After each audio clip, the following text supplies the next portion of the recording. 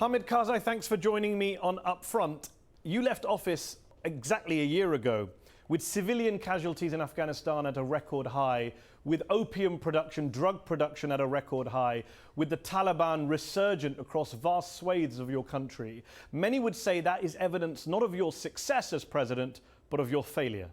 Well, the rise of the Taliban, increased violence in Afghanistan, and narcotics, these are exactly the three issues for which Afghanistan has very little responsibility. The Taliban were a force, no doubt, who belonged to Afghan villages and Afghan towns, but they were raised outside of Afghanistan and funded from outside of Afghanistan. That's why the United States came to Afghanistan to fight them. So we should look at the broader international scene on that.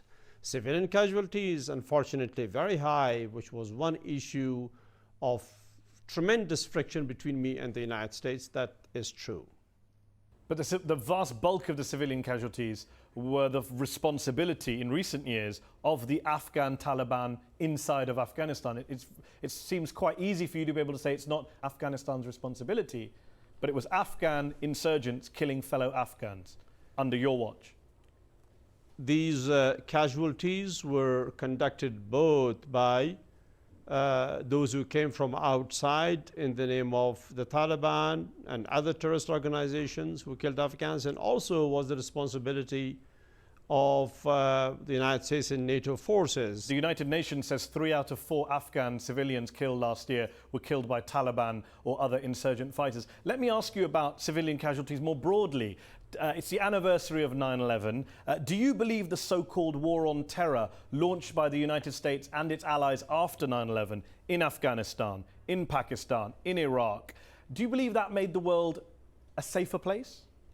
Well, to come back to civilian casualties and figures, those figures were done by the United Nations. That's largely a Western organization. So I have my experience tells me to doubt those figures. I can tell you as much that there were casualties in Afghanistan so big and so horrific that we could not tolerate. Now, with regard to the United States arrival in Afghanistan after September 11, that arrival of the United States and its allies in Afghanistan did bring us liberation from a creeping invasion from outside, from one of our neighbors, namely Pakistan, and the terrorist groups associated with it and funded by it. So we are grateful for the United States and its allies and the rest of the international community for bringing that liberation. But no, the presence of the international forces in Afghanistan and of the United States in Afghanistan and the region did not bring security or defeat of extremism. Rather, we see more of it. Given you've repeatedly called the Taliban, controversially called the Taliban, your brothers, let me ask you this. If they're your brothers, did you send them your condolences when you heard about the death of their leader, Mullah Omar? Or did you celebrate his death, as many Afghans I'm sure did, given how many innocent Afghans Mullah Omar killed? Well, my philosophy for life is that I never feel happy for the death of anybody, even if that person has caused me personal harm, or even if that person has caused harm to our country. Therefore, I neither celebrated Mullah Omar's death, nor did I send him a condolence. I wish the Afghan Taliban, who are truly from this country, who are not in the hands of a foreign force, would come back to their own country and would help rebuild Afghanistan and bring peace. You mentioned Afghan Taliban fighters versus foreign fighters. Obviously, al-Qaeda was the main reason that the Americans said they were going into Afghanistan and not the Taliban. Are you still of the view that al-Qaeda is more of a myth than a reality? It's what you said last year. You also said you weren't even sure that they existed. Really? Exactly, that's my view today as well. That al-Qaeda is a myth? It is for me a myth. I have never had a report from any Afghan source on the al-Qaeda or what they were doing. We don't see them. We cannot visualize them. For us, they don't exist. I've never had a report from our intelligence. I've never had a report from our people. I've never come across them. So For me, it's a myth. On September the 11th, 2001, was al-Qaeda operating in Afghanistan? I have come across the Taliban. I've come across other groups. I don't know if al-Qaeda existed, and I don't know if they exist. For me, it's a myth. I have to feel tangible about it before I can say they are there. Well, reports say they are there, but I have no information per se. Your allies in the US government, NATO forces on the ground in Afghanistan, all said that they were there fighting al-Qaeda fighters. When you say it's a myth, you've not seen any evidence, did they call you a conspiracy theorist? Some might say you sound like a conspiracy theorist.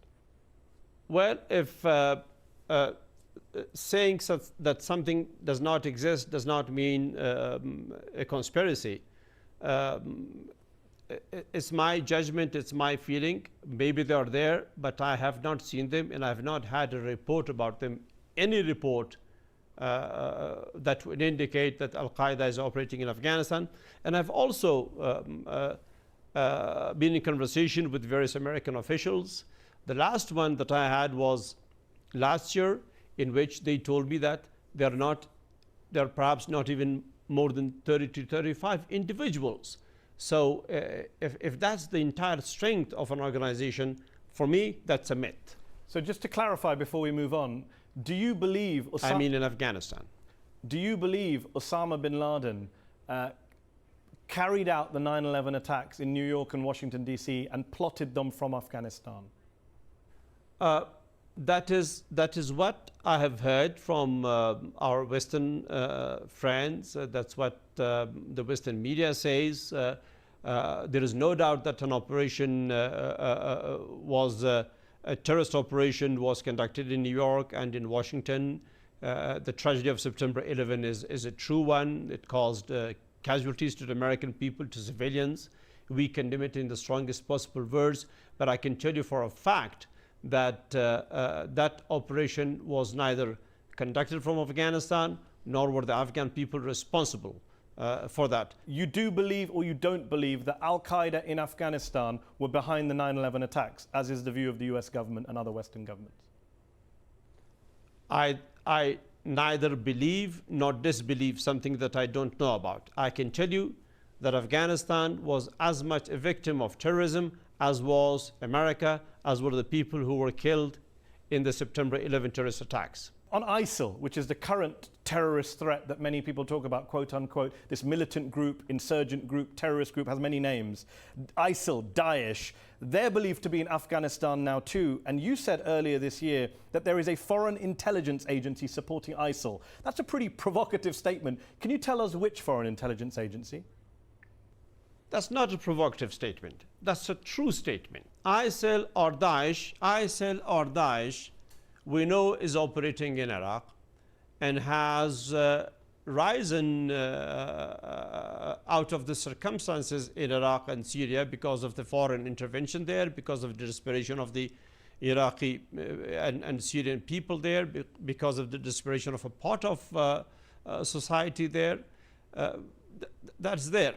But ISIL in Afghanistan has no ground here at all. There is no element, there is no medium for them to grow, so which or agency, to rise, Mr. or Karzai? to strengthen. Which agency? The Taliban ISI? are a fact in Afghanistan. Which agency? You referred to a foreign intelligence agency behind just ISIL. a second, please. We know for a fact that in our province of Nangarhar, which is to the east of the country, which is bordering Pakistan, those who are working in the name of Daesh are definitely Pakistani militia forces. This has come to us from the Afghan people from those villages. Some of them have been captured, and ID cards found on them. Definitely, according to the people that I've met in the past 4 months, they are Pakistani militia forces, and they're very well supplied. That we know for a fact. Mr. Karzai, you left office a year ago after 10 years as an elected president. You were leader before that as well in a transitional administration. How do you go from being two-term president of a war-torn country like Afghanistan to being a private citizen? What do you do now? How do you pass the time? Well, I'm a very happy retired president, Mr. Hassan.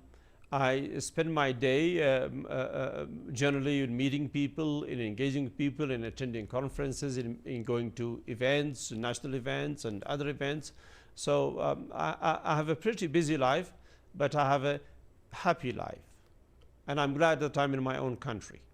There are some people who say that in your retired life you've become a bit of a backseat driver, that you're undermining the new President Ashraf Ghani's policy-making abilities despite promising to stay quiet. You've publicly criticised the Memorandum of Understanding signed in May between the Afghan and Pakistani intelligence agencies. You've carried on meeting with world leaders like Vladimir Putin. Many would say that it isn't your job to do that anymore. Why carry on behaving like a head of state? You're not a head of state anymore. I'm not a head of state anymore, but I'm a citizen of Afghanistan, and where I believe certain fundamentals of Afghan interest are threatened by any internal or external element, it's my job as the citizen of Afghanistan to speak about it. Although you did say in March of this year that I will keep mum and give advice to President Ghani in private. You haven't done that, have you? You've given your advice quite publicly.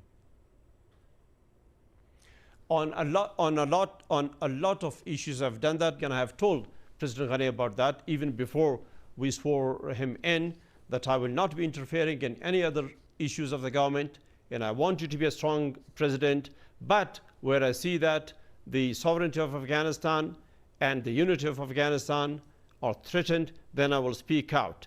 I have already conveyed that to him, and I will do it in the future as well if a thing like that ever happens. I hope it will not. And are you ruling out a return to office? Will you ever be president of Afghanistan again? I'm ruling that out in absolute terms. You will never be president of your country again? Definitely not. I want this country to move forward, to be a flourishing democracy where the Afghan people will have a happy life, a peaceful life, and a prosperous life to the extent that our country and our circumstances allow. Let's hope that happens. Hamid Karzai, thank you for joining me on UpFront.